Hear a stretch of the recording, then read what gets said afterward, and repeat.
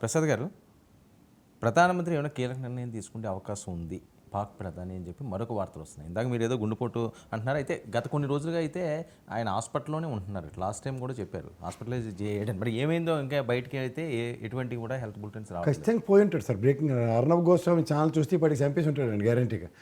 గుండెపోటుతో పాకిస్తాన్ ప్రధాని చచ్చిపోయాడు. ఎందుకంటే 23 నిమిషాల్లో మడతెట్టేశారు అన్నది వార్తకే నాకు తెలిసి ఇంకొకసారి మ్యాసివ్ హార్ట్ అటాక్ వచ్చి ఉంటుంది. దాని నుంచి తేరుకొనడానికి ఐసీయూలో ఆ గొంతుకులో గొట్టం పెట్టి వెంటిలేటర్ పెట్టుంటారు.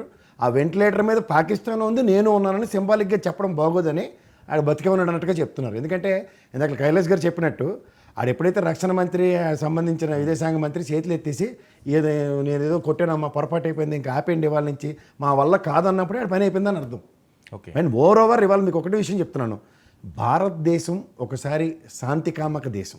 ఈ శాంతికామక దేశం ఎంతసేపు సోదరభావంతోనూ ఒక ముస్లిం కమ్యూనిటీని వాళ్ళ గుండెల్లో పెట్టుకుని ఒక లౌకిక దేశంగా 10 అడుగులు ముందుకెళ్తుంది. దగ్గర 71 సంవత్సరంలో నిజంగా పాకిస్తాన్ వార్ కాంకర్ చేసి వచ్చిన తర్వాత 75లో మంది లౌకిక దేశం కింద ముస్లిం సోదరులను గౌరవించిన విధానంలో ఇవాళ ముస్లిం సోదరులు, మీరు ఇందాక ఒక అనాలిసిస్ చెప్పారు, బ్రహ్మాండమైన అనాలిసిస్. అది ఏమని చెప్పారు? పాకిస్తాన్లో దగ్గర more than 90% of the people there still want Pakistan peace and they were prone towards India అన్నది. ఎందుకు? భారతదేశంలో సూరద్భావ వాతావరణంలో గుండెలో పెట్టుకుంటారు. ఎవరండి వాళ్ళు? ఒక 4-5 చిన్న చూడండి. ఆ వెలన్గాడు మొదటి నుంచి సినిమా అంతా మెటమెట్లాడి లాస్ట్కి టెక్కుజల్ దీనికి ఇంట్లో కూర్చున్నట్టు వీళ్ళు ఈ ఐఎస్ఏ ఉగ్రవాదులతోనూ లష్కర్ తోయిబా, జైషే మహమ్మద్, హిజ్బుల్ ఇలాంటి వాళ్ళని పెట్టుకుని ఏదో మనం భారతదేశాన్ని బెదిరించవచ్చు అనుకున్నప్పుడు నాకు తెలిసి గుండెపోట్లు కాక ఇంకేం వస్తాయి, పోయి ఉంటాడు తెల్లాసిన కల్లా.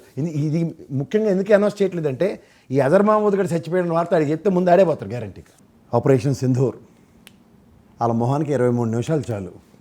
మీరు ఇందాకలా ఉపోద్ఘాతంలో చెప్పారు గతంలో, భారత్ కనుక ఎర్ర కన్ను తెరిస్తే, అంటే 3వ కన్ను ఎర్ర కన్ను కూడా అక్కర్లేదు సార్, భారత్ చూసిన చూపుకి 23 నిమిషాలు పట్టింది.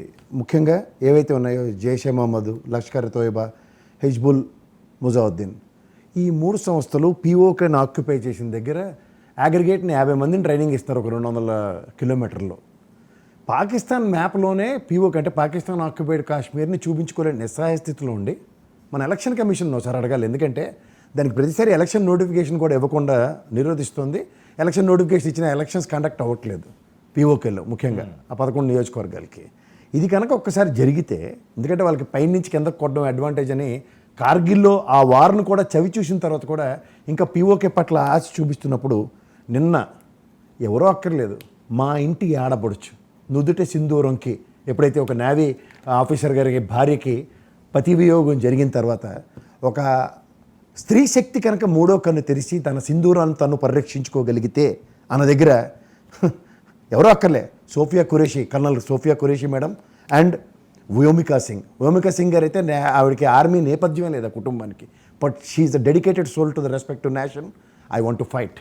ఇందాక ప్రసాద్ గారు చెప్పినట్టు భారత ఆర్మీని ముట్టుకోవడానికి ఆలోచించే దగ్గర త్రివిధ దళాలు ఏకతాటి మీద ఒకే డెసిషన్ తీసుకుంటే, అవి ఒక్కసారి తమ శక్తి సామర్థ్యాల్ని ప్రయోగిస్తే 23 నిమిషాలు కాదు, ఇంకొకసారి కలబడి ఇలాంటి పిచ్చి ఉత్తరాలు పనికిమాలిన మాటలు మాట్లాడితే నాకు తెలిసి హార్డ్లీ టేక్స్ 5 minutes.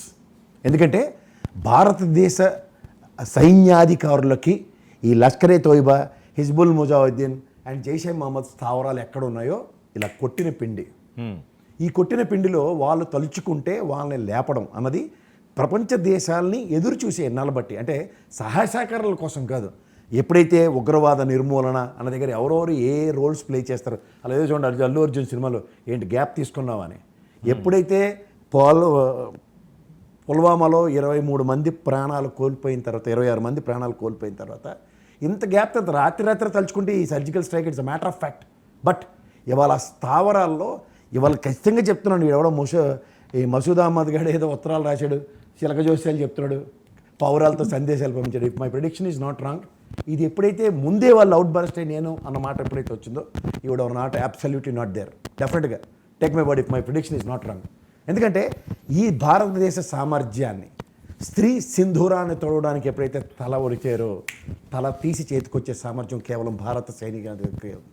అండ్ ముఖ్యంగా ద ఫస్ట్ ఎవర్ టైం నాకు తెలిసి ఎప్పుడో మేజర్ జనరల్ మాణిక్ షా గారు, నెక్స్ట్ ఆయన ఎవరు కరియప్ప గారు, ఇలాంటి వాళ్ళు ఆనాటి 70sలో 71లో జరిగిన వార్లో they have taken independent role as an army. ఇవాళ భారత సైన్యానికి ఒక ప్రధానమంత్రే మీకు నేను ఇండివిజువల్ డిస్క్రిప్షన్ ఇస్తున్నానంటే జరిగిన ఉపద్రవాలు ఎలా ఉంటాయో ఒకసారి ఆలోచించుకోండి. ఆనాడు ప్రధానమంత్రికి తిరిగి ఎక్స్ప్లెయిన్ చేసే దగ్గర ఇవాళ ప్రధానమంత్రి తిరిగి ఎక్స్ప్లెయిన్ చేసే పరిస్థితి వెసెస్ అన్నది ఒకసారి బేరీ చేసుకోగలిగితే ఇది అతి దగ్గరలో within span of no time how the war అని నేను అన్నాను. ఎందుకంటే ఉగ్రవాదులని ఉగ్ర సామ్రాజ్యాల్ని స్థాపించుకొని ఏ దేశాలని శాసిద్దామన్న బేసిక్ అవగాహన లేకుండా మన పక్కన మన మీదే బతుకుతో మనం దయాదాక్షిణ్యాలతో ఈరోజు కన్సిడర్ చేస్తేనే వాళ్ళు ఈరోజుకి కూడా ముష్టితో బతుకుతున్నారు. ఆ ముష్టికి కూడా దానికి విలువలు కట్టి తిరిగి మేము అన్న శాసించే స్థాయికి ఎప్పుడైతే ఎదుగుతున్నారో ఎవరి స్థానాన్ని వాళ్ళని సురక్షితంగా సుపరిచయం చేయడానికి భారతదేశ సైన్యం సంసిద్ధంగా ఉంటే ఎలా ఉంటుందో this the first ever time అని నేను చెప్పను. This is going to be ఇంకొకసారి కనుక పునరావృతం అయితే, ఎందుకంటే అడపా తడపా చొరబాట్లు ఒకళ్ళనిద్దరిని చంపడం అన్న దగ్గర కన్స్ట్రక్టివ్గా నువ్వు హిందువువా అని ఐడెంటిఫై చేసి మరీ చంపడానికి ఇలాంటివన్నీ చేసినప్పుడు ఇందాక మా ముస్లిం సోదరుడు చెప్పాడు, ఒక సోఫియా ఖురేషి మేడం తలుచుకుంటేనే ఎంత ఉధృతం ఉంది వాళ్ళకి. మీకు తెలుసు పంజాబ్ ప్రావిన్స్లో నాలుగు ప్రాంతాలను కొట్టారు, ఒకటి కాదు 4 ప్రాంతాలు పంజాబ్ ప్రావిన్స్లో అంటే మిగిలినవన్నీ పీఓకే. మన ప్రాంతంలో మన దగ్గర పనికిమాలిన పనులు పనికిమాలిన వేధవాల్లో నిలబడి ఉన్న వాళ్ళని చంపడం పెద్ద ఎంత కాదు. వాళ్ళ దగ్గరికి వెళ్ళే వాళ్ళు గతంలో యుద్ధంలో కూడా లాహోర్ దాకా తరిమిన తర్వాత దయాధర్మ భిక్షలతో లాహోర్ను వదిలి మీ బతుకు మీరు బతకండి అని వచ్చిన తర్వాత ఇవాళ సామాన్య ప్రజల యొక్క దయాదాక్షలతో ప్రభుత్వ స్థాపనలు పేరుకు మాత్రమే జరుగుతూ స్పాన్ ఆఫ్ నో టైంలో కనీసం డెమోక్రసీని కూడా పరిరక్షించుకునే నిస్సాయ స్థితిలో ప్రభుత్వాలు ఉన్నప్పుడు యుద్ధ తంత్రాల గురించి మాట్లాడడం, అది కూడా ఈ అన్నెసరీ ప్రోడక్ట్స్ని క్రియేట్ చేసి వాటితో వాళ్ళ సామర్థ్యం మాది దీని ప్రపంచ దేశానికి చాటుకుందాం అనుకుంటే టాలరెన్స్ అన్నది భారతదేశానికి ఉన్నది వెన్నతో పెట్టిన విద్య.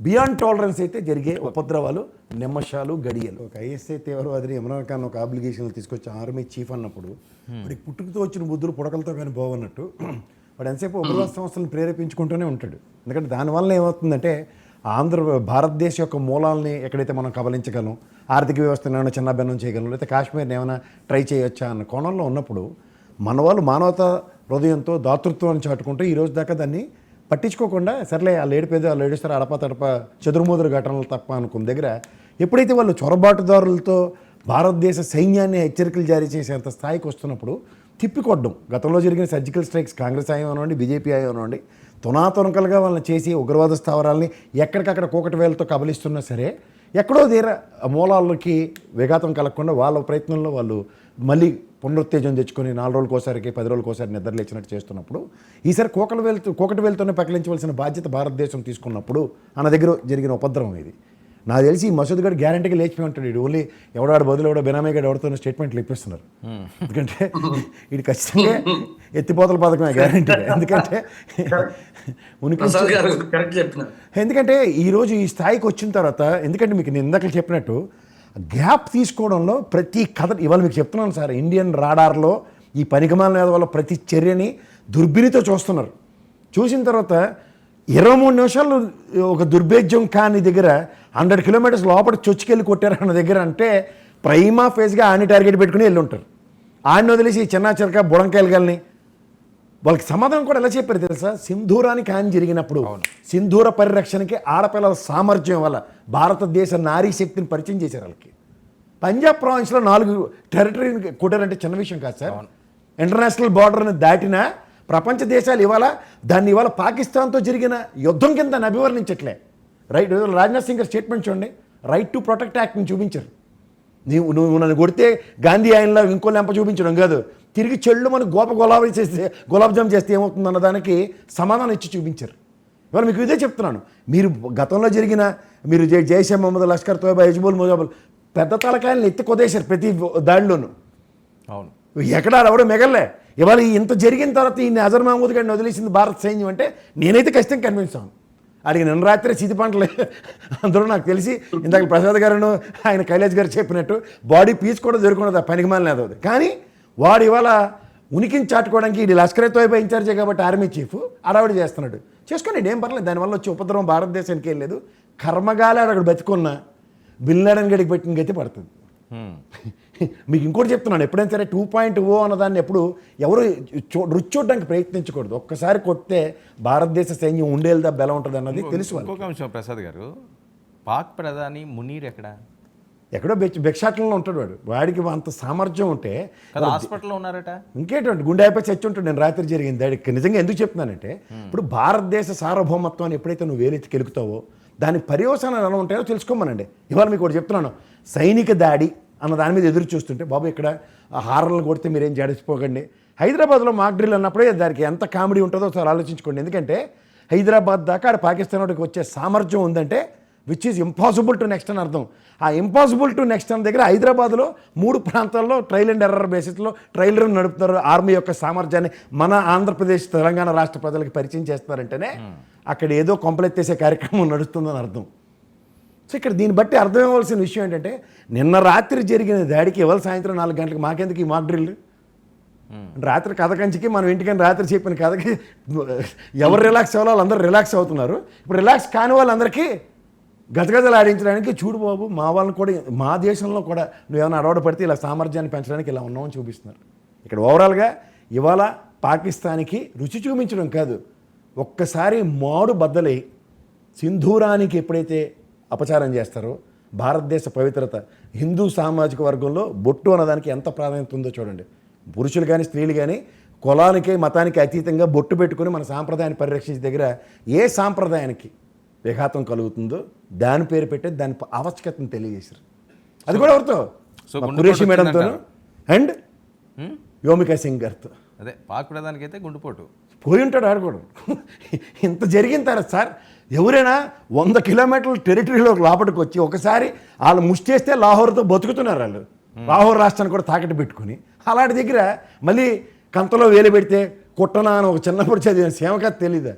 నా పొట్టలో వెళ్ళితే కొట్టనా అని సేమకథ తెలిసినోడు ఆడెళ్ళి భారత్ భాగంలోకి చొరబాటు చేసుకుని పైపచ్చి వాడు హిందువో కాదో ఐడెంటిఫై చేసి 26 మందిని పొట్టను పెట్టుకుంటే ఆడికి నువ్వు అక్కడ ఉన్నవాడు ఎవడో ఇందాక మా కైలేష్ గారు చెప్పినట్టు ప్రసాద్ గారు చెప్పినట్టు బంగ్లాదేశ్ చిన్నపిల్లలతో నన్ను అక్కడ వచ్చిన ఎవరు సార్ పఠాన్లతో ఆడుకోవడం కాదు, బలిచిస్తాను. ఇక్కడ మా దగ్గరికి వచ్చి ఆట మొదలెడితే ముగింపే ఉంటుంది. ఓకే, ఒలింపిక్ గోల్డ్ మెడల్ మా మెడలోనే వేస్తారు కానీ మీకు ఏం చూపించడానికి ఇది ఒక నిదర్శనం, అంతకన్నా ఇంకేం లేదు.